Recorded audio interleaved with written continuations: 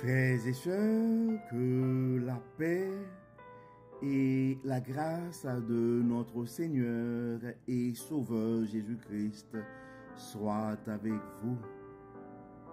Ici et WH Redemption Ministries pour notre méditation du dimanche 8 décembre 2024.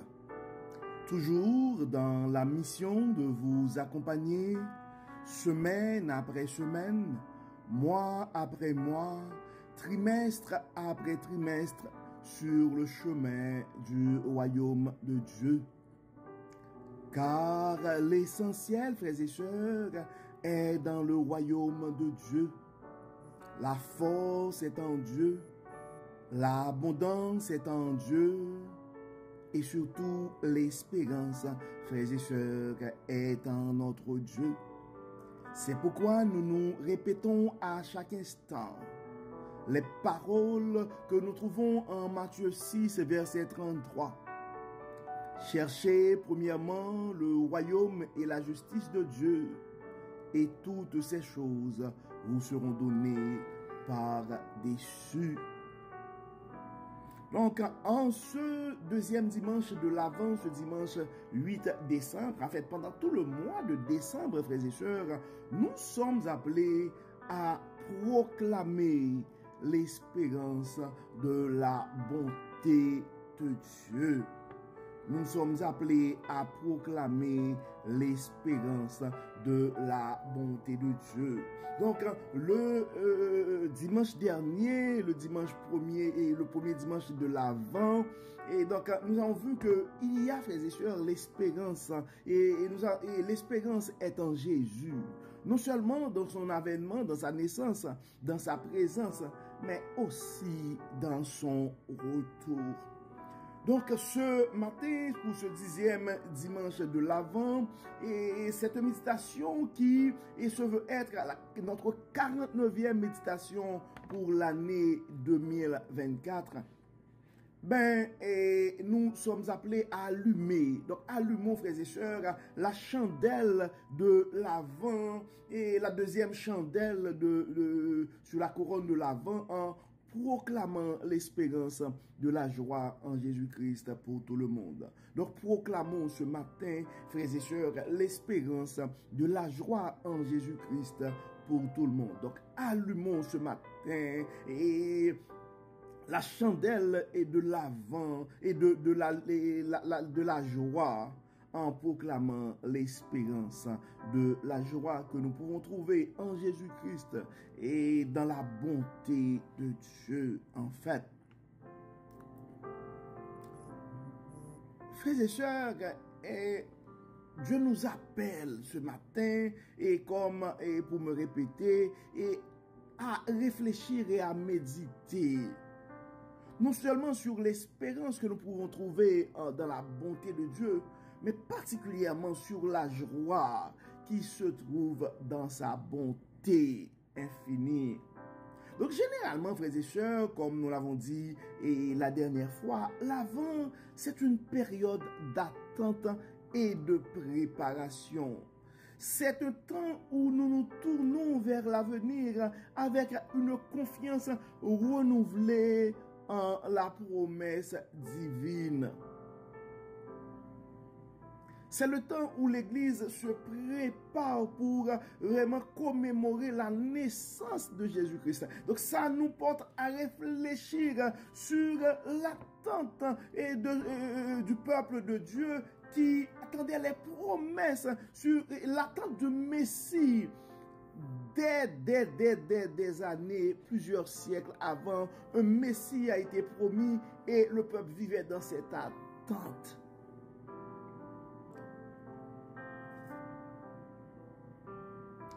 Donc, probablement, nous avons des frères et sœurs qui sont dans l'attente de quelque chose, qui espèrent quelque chose ce matin. Ou nous avons des frères et sœurs qui sont tout simplement désespérés par rapport à tout ce qui se passe dans leur vie ou dans leur environnement. Donc, nous sommes appelés à apporter la paix que Dieu donne, la paix que nous pouvons trouver dans la bonté de Dieu, la paix, l'espérance que nous trouvons en Jésus-Christ. Nous sommes appelés à apporter cette espérance à ces gens-là. Nous devons rappeler à ceux et à celles qui nous entourent, frères et sœurs, que Dieu est bon et que nous pouvons compter sur lui. Nous pouvons espérer quelque chose de bon, quelque chose de beau et de meilleur. Il y a eu de l'espérance dans la naissance de Jésus-Christ, le Messie. Il y a de l'espérance aujourd'hui dans sa présence, frères et sœurs, à travers son Saint-Esprit qui est en nous. Et en cette fin d'année, n'attristons pas, et surtout pas l'Esprit qui est en nous. Recherchons la paix avec tous, car il est le prince de la paix, notre Jésus. Mais il y a surtout de l'espérance aussi dans son retour, frères et sœurs. En Jean 14, versets 1 à 3, nous pouvons lire ceci. Que votre cœur ne se trouble point, croyez en Dieu et croyez en moi. Il y a plusieurs demeures dans la maison de mon Père. Si cela n'était pas, je vous l'aurais dit. Je vais vous préparer une place. Et lorsque je m'en serai allé et que je vous aurai préparé une place, je reviendrai et je vous prendrai avec moi, afin que là où je suis, vous y soyez aussi. Donc ça, c'est l'espérance de la vie éternelle, le retour de Christ. Il n'y a pas, et par rapport au retour du Christ, donc il n'y a pas une plus grande espérance que ça, frères et sœurs. L'espérance dans sa naissance, l'espérance dans sa présence, et surtout l'espérance dans son retour. Donc ça pourrait faire en fait le titre d'un beau sermon, ou le titre intéressant d'un livre sur l'espérance dans Jésus-Christ, ou l'espérance du chrétien tout simplement. L'espérance de sa naissance, l'espérance de sa présence et l'espérance de son retour. Donc notre espérance en Dieu n'est pas une simple attente passive, frères et sœurs. C'est une espérance active et vivante fondée sur la certitude que notre Dieu est un Dieu fidèle. Et c'est un Dieu qui va honorer ses promesses. Dans Ésaïe 40, verset 31, il est écrit « Mais ceux qui espèrent en l'Éternel renouvellent leur force. Ils prennent leur envol comme des aigles. Ils courent et ne se lassent point. Ils marchent et ne se fatiguent point. » Voilà pourquoi, frères et sœurs, nous devons proclamer l'espérance de la bonté de Dieu et à ceux qui nous entourent. Parce que nous avons des frères et sœurs qui sont affaiblis ce matin. Ils ont besoin de se rappeler de ces paroles. Donc nous sommes appelés, frères et sœurs, à renouveler notre espérance en ces temps d'incertitude. Non seulement parce que l'avantage, quand on proclame l'espérance et de la bonté de Dieu à ceux qui nous entourent, c'est une manière de renouveler notre espérance aussi en ce Dieu.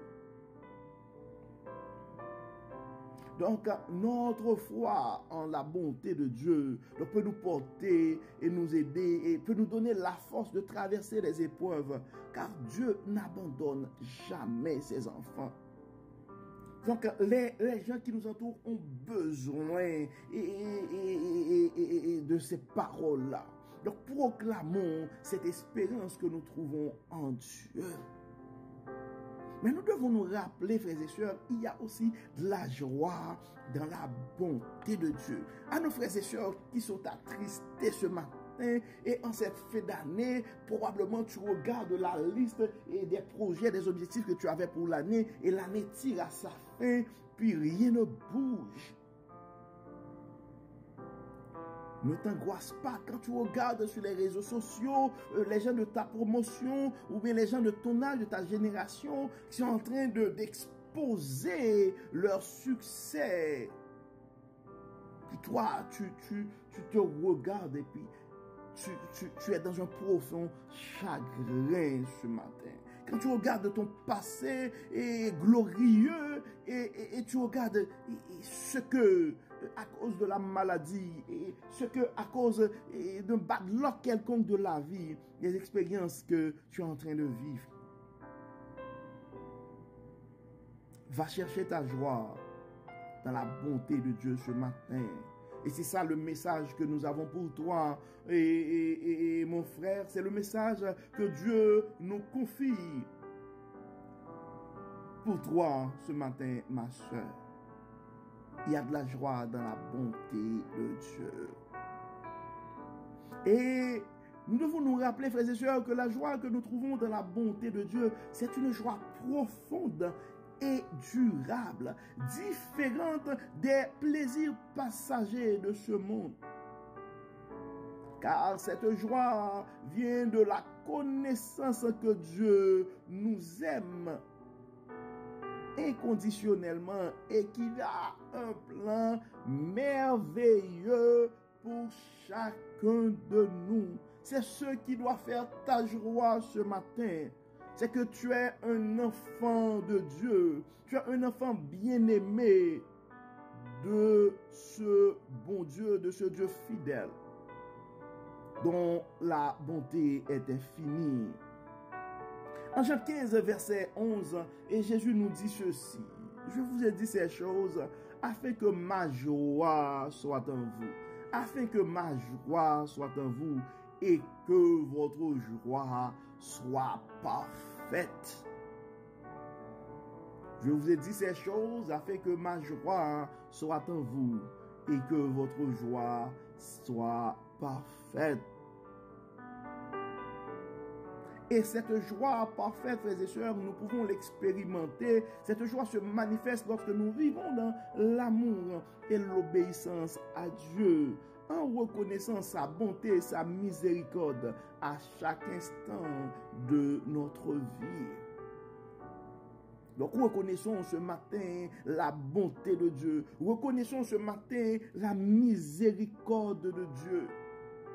Donc ce qui peut nous porter à croire, peu importe nos manquements, mais Dieu a quand même un plan et un plan merveilleux pour chacun de nous. Donc, en tant que communauté de croyants, en tant que chrétiens, nous avons cette responsabilité, nous devons prendre cet engagement, frères et sœurs, de proclamer cette espérance et cette joie autour de nous. Le monde a besoin de connaître et la bonté de Dieu et la paix qu'elle apporte, la joie qu'elle apporte. Donc en partageant notre foi et en vivant selon les enseignements de Jésus, donc nous devenons automatiquement des témoins de l'espérance et de la joie que nous pouvons trouver en Dieu.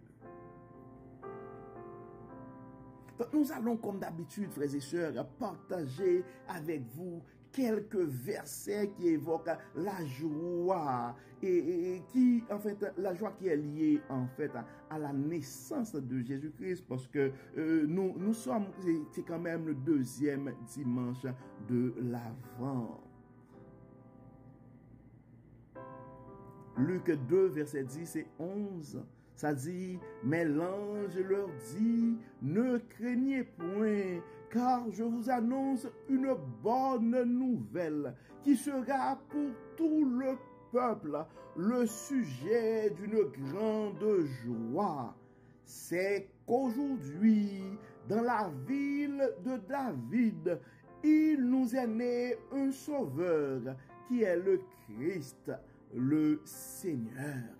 Donc, on voit que la naissance de Jésus-Christ, l'annonce de la naissance de Jésus-Christ fut un sujet d'une grande joie, non seulement pour les mages qui ont reçu ce message, mais pour tout le peuple.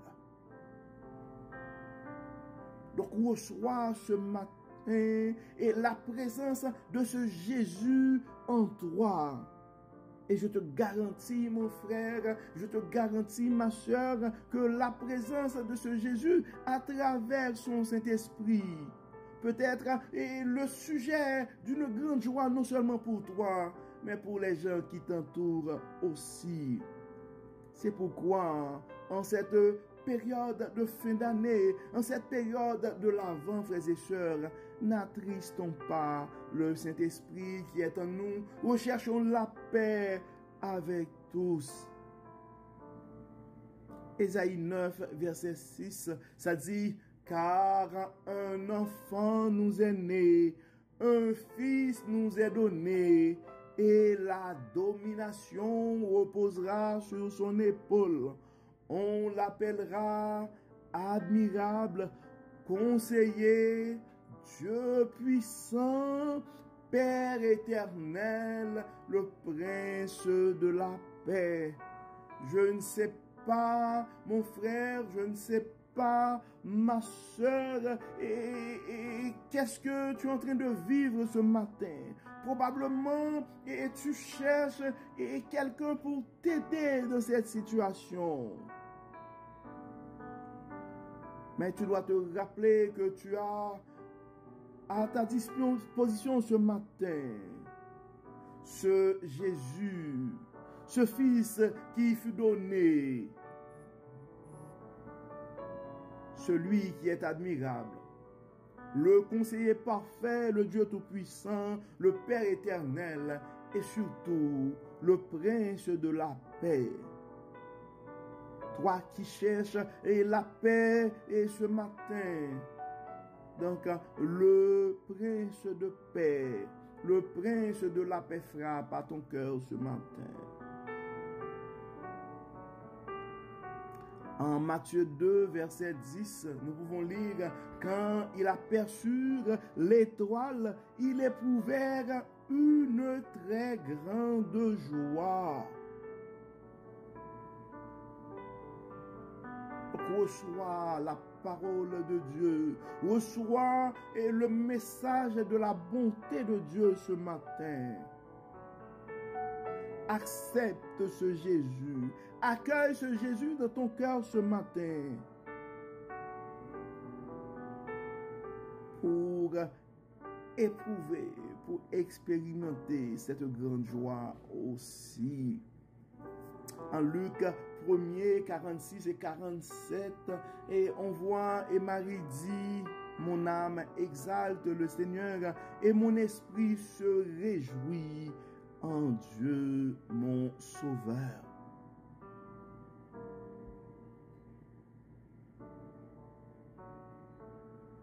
Luc 1er, verset 44, ça nous dit, « Car voici, aussitôt que la voix de ta salutation a frappé mes oreilles, l'enfant a tressailli d'allégresse dans mon sein. » Donc gardons vivant ce Jésus, gardons présent ce Jésus en nous, frères et sœurs, et gardons vivant son Saint-Esprit en nous, afin que nos salutations puissent aider les gens qui nous entourent à expérimenter aussi des joies intenses. Donc ce sont des versets qui mettent en lumière l'immense joie et l'espérance que la naissance de Jésus-Christ a apporté à plusieurs personnes, à Marie et à Élisabeth et au roi mage et au peuple tout entier. Mais ce matin, ce Jésus est à disposition aussi à travers son Saint-Esprit. Il peut être vivant et dans ta vie. Donc, je t'invite, mon frère, je t'invite, ma soeur, à recevoir ce Jésus, à accueillir ce Jésus dans ta vie ce matin pour expérimenter cette joie intense. et surtout de ne pas garder ce message d'espérance, de ne pas garder la joie de Jésus pour toi seul, mais de proclamer aux gens qui nous entourent que il y a de l'espérance en ce Jésus. Il y a eu de l'espérance dans sa naissance. Il y a eu l'espérance présentement dans sa présence à travers son Saint-Esprit. Et nous avons l'espérance de la vie éternelle aussi dans son retour. Donc, nous sommes appelés, c'est ce message que nous sommes appelés à proclamer ce matin. Et nous avons des frères et sœurs qui ont besoin de savoir que la joie qu'ils cherchent ce matin, la joie parfaite est en Jésus-Christ. La joie parfaite, mon frère, est en Jésus-Christ. La joie parfaite, ma sœur, est en Jésus-Christ.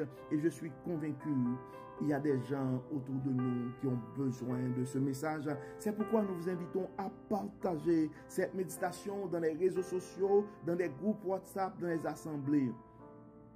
Et nous invitons même des frères prédicateurs qui nous écoutent des fois à prêcher, à prendre du temps pour prêcher ce message dans leurs églises. Car nos frères et sœurs et chrétiens, des fois, même si nous sommes chrétiens, le découragement, et nous vivons aussi certains moments difficiles. Donc nous avons des frères et sœurs qui sont probablement affaiblis par la maladie, qui sont probablement ceux qui sont en train de subir des coups sévères de la vie. Donc ils ont besoin de se rappeler qu'il y a l'espérance dans la bonté de Dieu et la présence de notre Jésus est une source de joie parfaite.